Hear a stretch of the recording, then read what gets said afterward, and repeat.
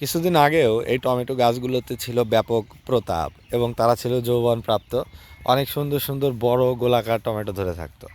এখন বড় গোলাকার টমেটো দুই একটি দেখা যায়, এই যে যেমন এখানে দেখছেন। তবে অধিকাংশই হচ্ছে এই যে ছোট ছোট ছোট ছোট গোলাকার লাল লাল পেকে পেকে আছে।